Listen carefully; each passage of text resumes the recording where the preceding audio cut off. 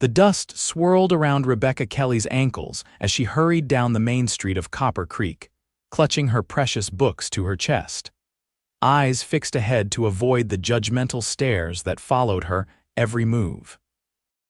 It was 1875 in the Arizona Territory, and a woman with literary aspirations was considered as out of place as snow in the desert summer. "There she goes again with them fancy books," called out Hank Wilson from his perch outside the saloon. "What good's readin' gonna do ya when there's meals to cook and clothes to mend?" Rebecca quickened her pace, her cheeks burning with humiliation. At 22, she was already considered a spinster by many in town. Her refusal to settle for the first man who showed interest, earning her a reputation for being difficult and peculiar. The fact that she spent what little money she earned at the general store on books rather than ribbons or fabric only added to the town's bewilderment. "Don't you listen to them fools," her employer, Mrs. Abernathy, had told her just that morning. "They're just scared of a woman with thoughts in her head." Rebecca smiled at the memory as she rounded the corner toward the small creek that gave the town its name. Here, beneath the shade of a cottonwood tree, she had found her sanctuary, a place where she could read undisturbed, where the only sounds were the rustling of leaves and the gentle flow of water over stones. She settled against the trunk, carefully arranging her skirts around her, and opened the volume of poetry she had saved 3 months to purchase. The pages were slightly yellowed, the binding worn, but to Rebecca, it was more precious than gold. She ran her fingers over the elegant type, breathing in the scent of paper and ink. "Miss Whitman says this Walt Whitman fellow is scandalous," Mrs. Abernathy had whispered when Rebecca selected the book from the mail-order catalog. "Says his poetry ain't proper." Rebecca had simply smiled. Improper or not, the words sang to her soul, speaking of freedom and possibility beyond the dusty confines of Copper Creek. She was so engrossed in the poetry that she didn't notice the rider approaching until his horse's shadow fell across her page. Startled, she looked up, squinting against the sun that silhouetted the mounted figure. "Pardon me, madam," came a deep voice tinged with a slight Texas drawl. "Didn't mean to frighten you." As he shifted, Rebecca could make out his features, a strong jaw dusted with stubble, eyes the color of the sky after rain, and a mouth that curved easily into a smile. He wore the practical clothes of a working cowboy, denim trousers, a faded blue shirt, and a hat that had seen better days. A Winchester rifle was secured in a scabbard on his saddle, and a worn leather saddlebag hung behind him. "You didn't frighten me," Rebecca replied, quickly closing her book and preparing to stand. Men on horseback had a way of making her nervous, especially strangers. In a place like Copper Creek, new faces were rare and often meant trouble. "No need to run off on my account," the cowboy said, dismounting with fluid grace. "I was just hoping to water my horse before heading into town." He tipped his hat. "Quentin Quinn at your service." Rebecca hesitated, then nodded. "Rebecca Kelly." Quentin led his horse to the creek's edge, giving Rebecca space, but she noticed his gaze drift to the book in her lap. "Walt Whitman," he said, surprising her. "Leaves of Grass." Rebecca clutched the volume tighter, expecting mockery, but Quentin's expression held only genuine interest. "Yes," she admitted cautiously. "Do you know his work?" A slow smile spread across his face, transforming it from merely handsome to something that made her heart skip a beat. "I heard a learned astronomer," he quoted softly, his voice taking on a rhythmic cadence, "when the proofs, the figures, were ranged in columns before me." He trailed off. "Can't recall the rest precisely, but I remember how it made me feel like I needed to go outside and look at the stars myself, not just read about them." Rebecca stared at him, unable to hide her astonishment. In all her years in Copper Creek, she had never met anyone who could quote poetry, let alone a cowboy who seemed to understand what made Whitman special. "Most folks around here think reading's a waste of time," she said carefully. Quentin shrugged, allowing his horse to drink. "Most folks around here haven't seen much beyond their own fences. A good book can take you anywhere."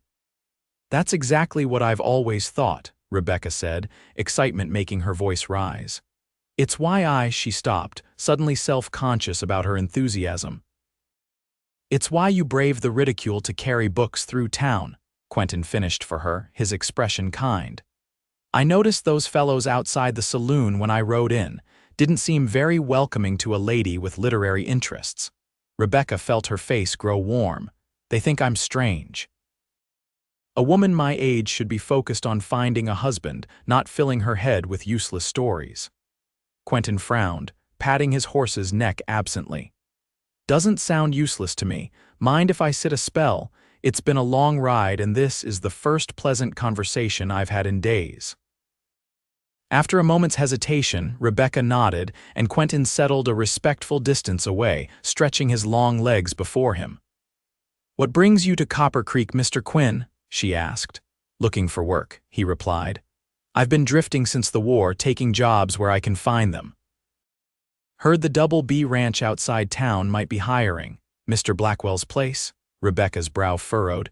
He can be difficult to work for, Quentin chuckled.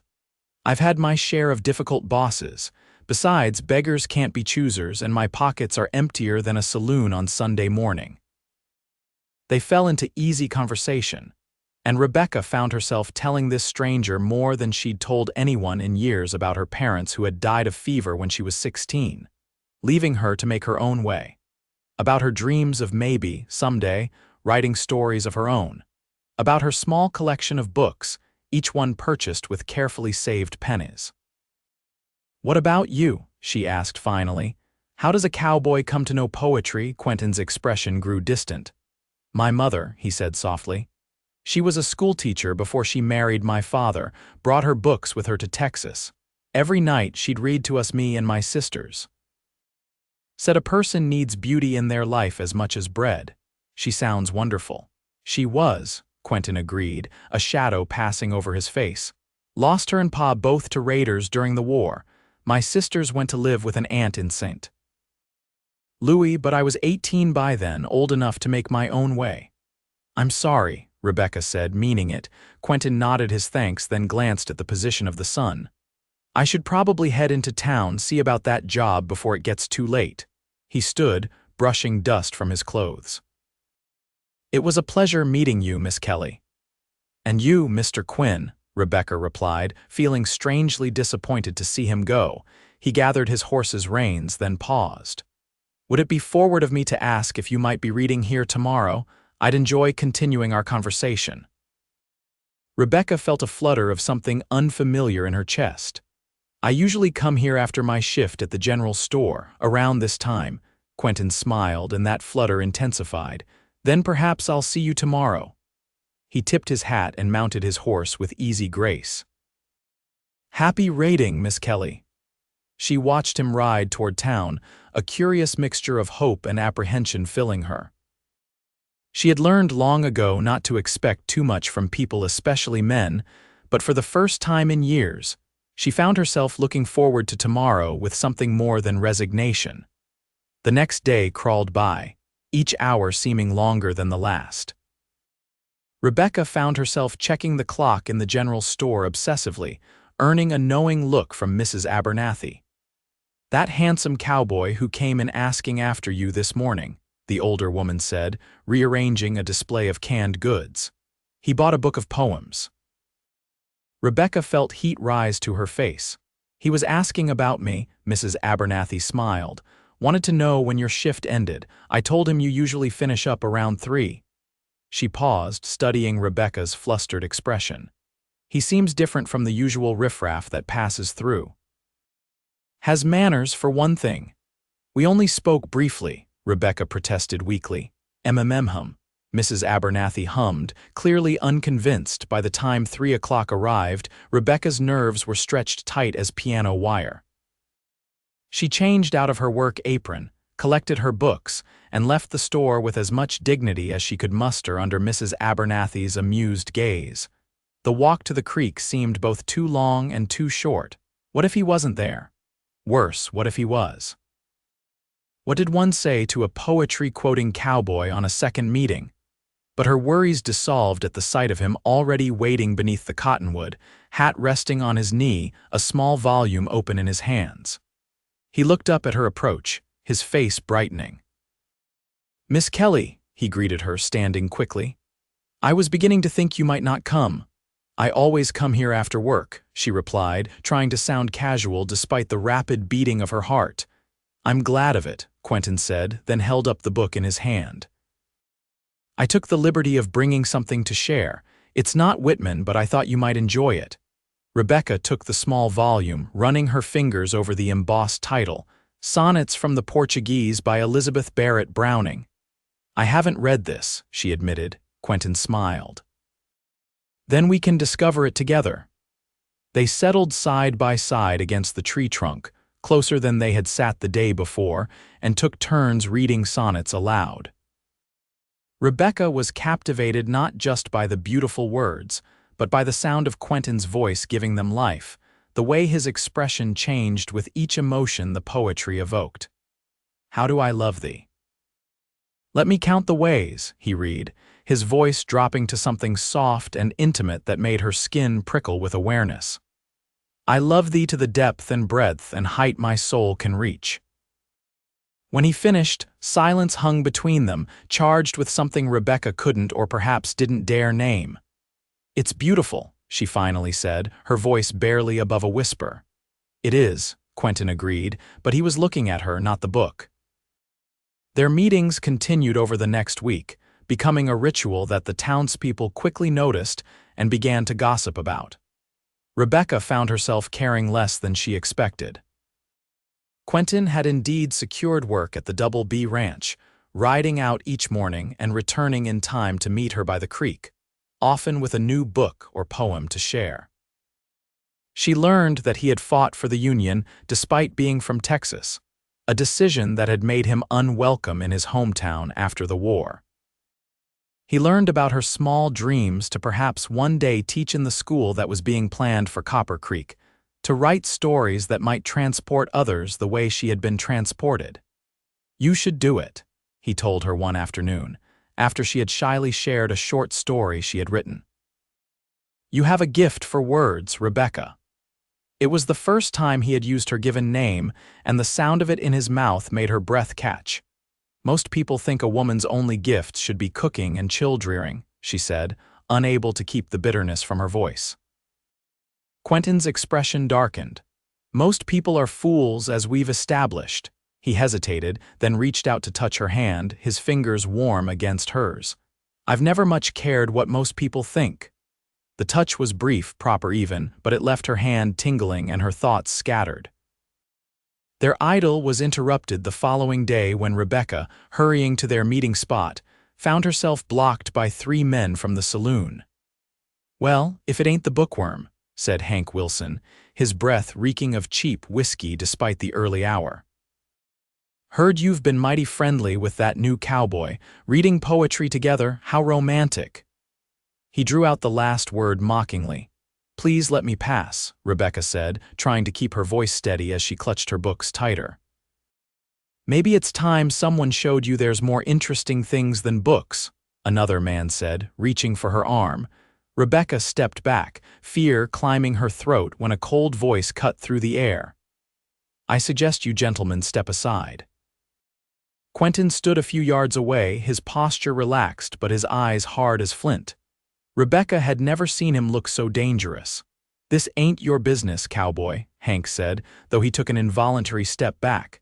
"I'm making it my business," Quentin replied, moving closer. "Now, you can walk away with your dignity or you can try something foolish. Your choice." There was a tense moment when Rebecca thought Hank might actually be stupid enough to fight, but something in Quentin's steady gaze must have convinced him otherwise. With a muttered curse, he backed down, gesturing for his companions to follow. "You ain't gonna be around forever," Hank spat as he retreated. "And then what's she gonna do? Hide behind her books?" When they were gone, Quentin turned to Rebecca, his expression instantly softening. "Are you all right? Did they hurt you?" She shook her head, still trembling slightly. "No, they've never been so bold before," Quentin's jaw tightened. "I should have gotten here sooner. You got here in time, Rebecca assured him, then hesitated. But Hank is right about one thing.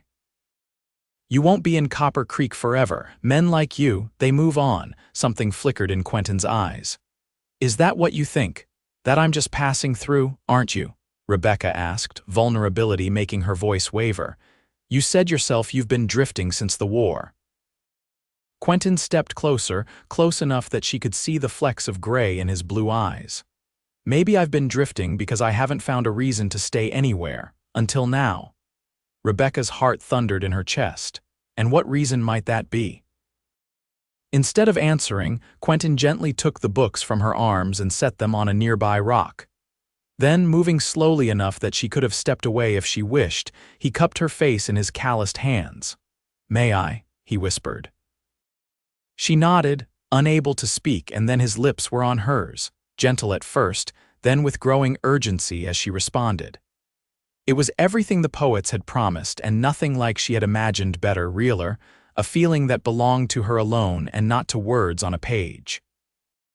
When they finally broke apart, both breathing hard, Quentin rested his forehead against hers. I've been wanting to do that since I first saw you reading under this tree, Rebecca smiled, feeling braver than she ever had. I've been wanting you to. They walked hand in hand to their spot by the creek, settling against the tree trunk with new awareness of each other. Rebecca leaned into Quentin's side, his arm around her shoulders, feeling like the most natural thing in the world. What happens now? She asked softly.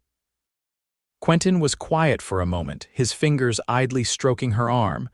I've saved a little from working at the Double B, he finally said. Not much, but enough to maybe start something of my own.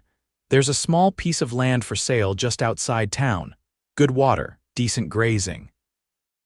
You're thinking of staying in Copper Creek? Rebecca asked, hardly daring to believe it. Quentin shifted to look at her directly. I'm thinking I've been wandering long enough. I'm thinking that home isn't a place so much as it is a person.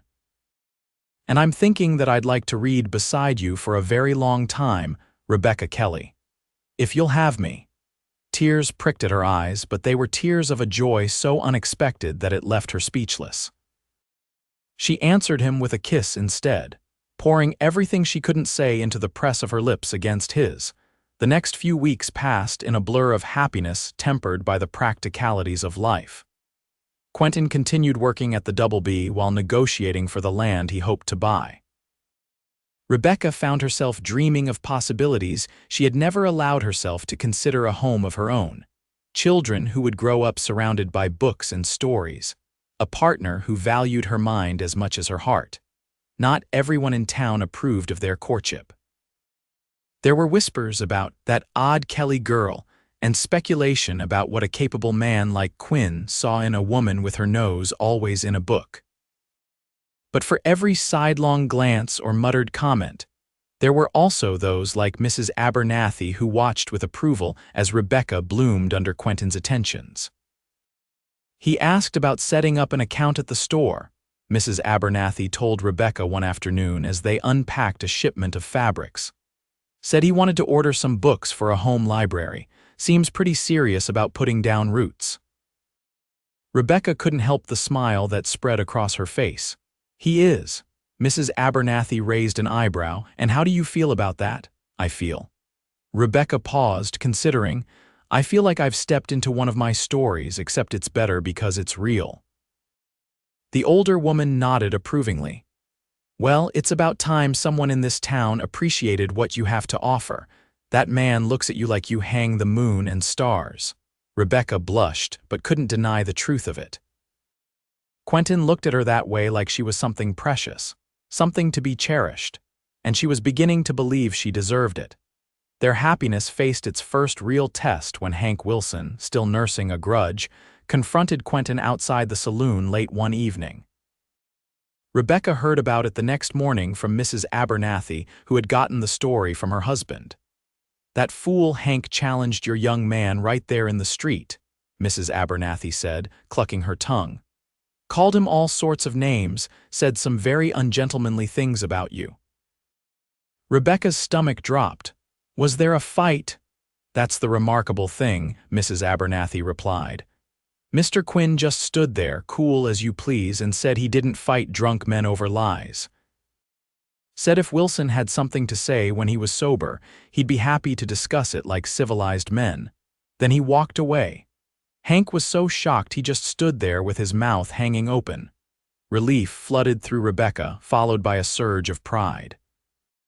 Violence was common enough in a frontier town like Copper Creek, where men often settled disagreements with fists or worse. That Quentin had chosen restraint spoke volumes about his character. When they met that afternoon, however, Quentin was subdued, his usual easy smile absent. "I heard about what happened with Hank," Rebecca said as they walked along the creek bank. Quentin sighed. "I was hoping you wouldn't. Mrs. Abernathy says you handled it well." "Maybe," he conceded, "but it doesn't change what he said about you, what he implied." Rebecca stopped walking and turned to face him. "What did he say?" Quentin's jaw tightened. "It doesn't bear repeating." "Tell me," she insisted gently. After a moment's hesitation, Quentin relented. "He said you were putting on airs with all your reading, trying to seem better than everyone else. Said I was a fool if I thought you were interested in anything but getting out of Copper Creek, and that I was just convenient." "And do you believe that?" Rebecca asked, her heart in her throat. "No," Quentin said without hesitation. "Not for a second, but it made me realize something." "What's that?" He took her hands in his expression serious. "That I don't want to give anyone reason to speak about you that way, that I want to do this proper." He took a deep breath. "Rebecca Kelly, I know we haven't known each other long, but I've never been more certain of anything in my life. I love you, your mind, your heart, your spirit. I love the way you see the world and the way you make me see it differently too. I want to build a life with you, filled with books and conversations and all the dreams we both thought were out of reach." Rebecca felt tears welling in her eyes as Quentin dropped to one knee before her, still holding her hands. "Will you marry me?" he asked, his voice rough with emotion. "Will you read beside me forever?" For a woman who loved words, Rebecca found herself momentarily without any. Instead, she pulled Quentin to his feet and into her arms, pressing her face against his chest, feeling the steady beat of his heart. "Yes," she finally whispered against his shirt. "Yes to all of it." They were married 2 weeks later in a small ceremony at the newly constructed church.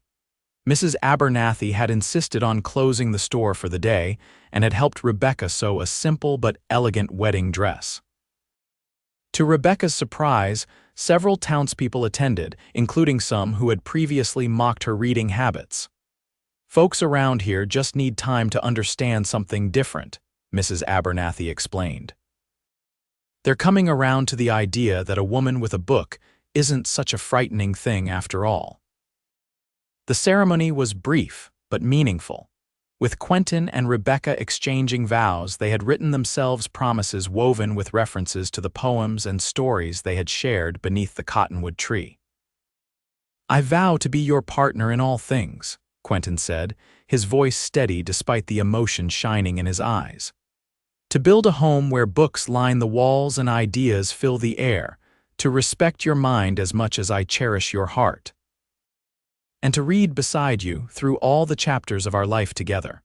Rebecca, tears streaming unchecked down her cheeks, responded in kind. "I vow to walk with you through all of life's stories, the joyful and the sorrowful, the ordinary and the extraordinary. To share with you the words that move me, and to listen to the words that move you. To build with you a life more wonderful than any I could have imagined between the pages of a book, and to read beside you forever." After the ceremony, they moved into the small cabin Quentin had built on the land he'd purchased. It was modest but sturdy, with windows that let in plenty of light. Important, Quentin had insisted, for reading. One wall already held a bookshelf he had crafted himself, their combined collection of books looking somewhat lonely on the expansive shelves. "Room to grow," he said, coming up behind Rebecca and wrapping his arms around her waist as she arranged the books. "For our library and our family." Rebecca leaned back against him, contentment filling her like warm honey. "I like the sound of that." Life settled into a rhythm that was both challenging and deeply satisfying. Quentin worked hard to establish their small ranch, gradually increasing their herd and building a reputation for fair dealing. Rebecca continued working at the general store part-time, but also began teaching reading lessons to several children in town whose parents recognized the value of education. A year after their wedding, the school board, impressed by Rebecca's success with her pupils, offered her a position as the teacher in Copper Creek's first proper school. "They want me to teach," she told Quentin that evening, still hardly believing it herself. "Not just reading, but history and arithmetic and science, everything." "Of course they do," Quentin said, pride evident in his voice. "You're the smartest person in this town. They'd be fools not to want you shaping young minds." Rebecca bit her lip. "But what about our plans for a family?" "What about the ranch?" Quentin took her hands in his. "The school's only in session part of the year and it's not far. We can make it work if it's what you want. And as for family..." His eyes softened. "I think there's no better example for our children than a mother who follows her passions and uses her gifts." That night, as they lay together in the quiet darkness of their bedroom, Rebecca felt a sense of wonder at how completely her life had transformed.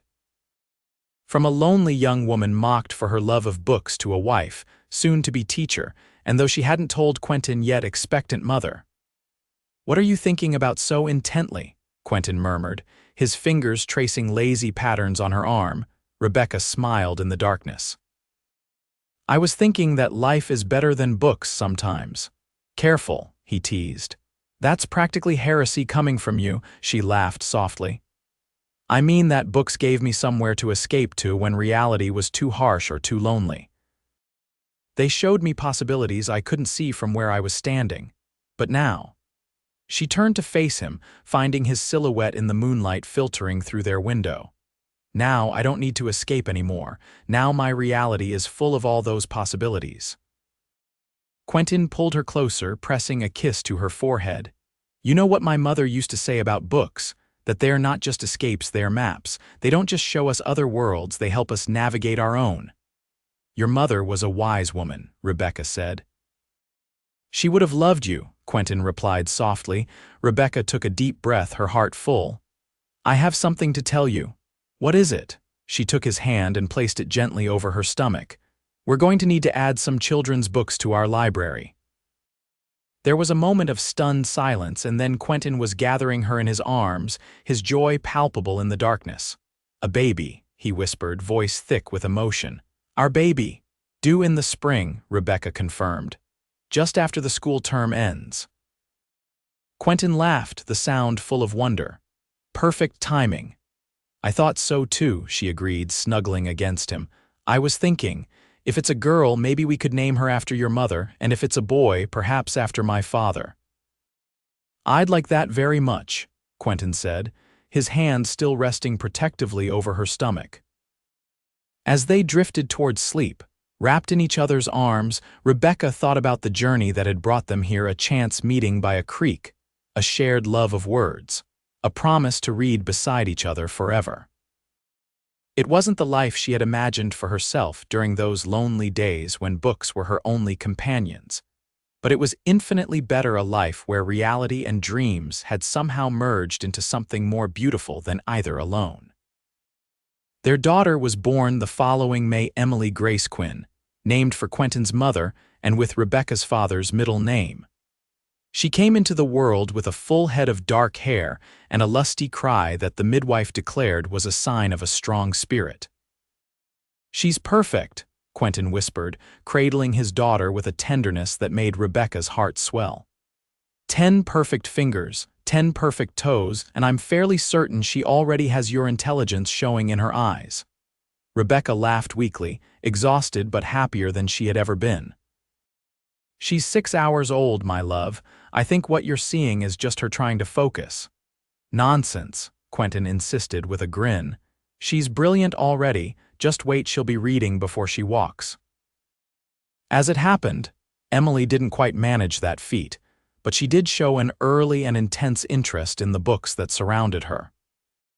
Some of Rebecca's fondest memories became the evenings when the three of them would gather in front of the fireplace, Quentin reading aloud while Emily listened with rapt attention from Rebecca's lap. Again, she would demand when the story ended, even before she could properly form sentences. "She's definitely your daughter," Quentin would say with a wink at Rebecca, never satisfied with just one reading. Their family grew 2 years later with the arrival of James Quentin Quinn, a sturdy boy with his father's blue eyes and an easygoing nature that balanced his sister's intensity. By then, Rebecca was well established as Copper Creek schoolteacher, respected by even those who had once mocked her love of books. The town itself was changing too, growing from a rough frontier outpost into a more established community. The railroad had come through, bringing with it new opportunities and connecting them more firmly to the wider world. Quentin's small ranch had prospered, and they had been able to build a larger house with a dedicated library room that fulfilled all of Rebecca's childhood dreams. "Read us the cowboy story, Papa," 6-year-old Emily requested one evening as the family settled in for their nightly reading session. "The one about the brave sheriff." "Again?" Quentin asked, though he was already reaching for the book of Western tales that had become a family favorite. "James hasn't heard it enough times yet," Emily said solemnly, putting a protective arm around her 4-year-old brother. "He needs to learn about being brave." Rebecca and Quentin exchanged amused glances over their children's heads. "Very well," Quentin agreed, opening the book to the well-worn page. "But after this, it's time for bed." As Quentin's voice filled the room, bringing to life tales of courage and adventure in the frontier, Rebecca looked around at the family they had created, at Emily leaning forward eagerly to catch every word, at James with his thumb in his mouth and his eyes heavy with approaching sleep, at Quentin, whose voice still had the power to make her heart beat faster after all these years. She thought about the frightened, lonely young woman she had been, clutching her books like shields against a world that didn't understand her. How could that Rebecca have imagined this life, this rich, full, joyous life, where books were not an escape but a shared pleasure? Where her love of learning had become not something to hide but something to pass on to her children and her students. Later, with the children tucked into bed, Rebecca found Quentin in the library, adding a new volume to their ever-expanding collection. "What's that?" she asked, coming to stand beside him. He showed her the book, a collection of poetry by an author she didn't recognize. "Thought we might read it together," he said with a smile. "For old time's sake." Rebecca slipped her arm around his waist, leaning her head against his shoulder. "Remember when you found me reading under that cottonwood tree? Best day of my life," Quentin replied without hesitation. "The day I found everything I didn't know I was looking for." "You know," Rebecca said thoughtfully, "Hank Wilson actually did me a favor with all his mockery." Quentin raised an eyebrow. "How do you figure that?" "If he hadn't been so loud about me carrying books that day, you might not have noticed me when you rode in." Quentin laughed, pulling her closer. "Oh, I would have noticed you, Rebecca Quinn. Book or no book, I would have found my way to you somehow." "You sound very certain," she teased. "I am," he said simply. "Some stories are just meant to be written." Rebecca smiled, thinking of all the chapters of their life together, the ones already lived and the many still to come. "Then I'm glad we're writing this one together." "Always," Quentin promised, bending to kiss her with the same tenderness he had shown that first time by the creek. "Always together." And as the lamplight cast a warm glow over their library, over the books that had brought them together, and the life they had built around a shared love of words, Rebecca knew with absolute certainty that of all the stories she had ever read, this one, their story, was by far the most beautiful.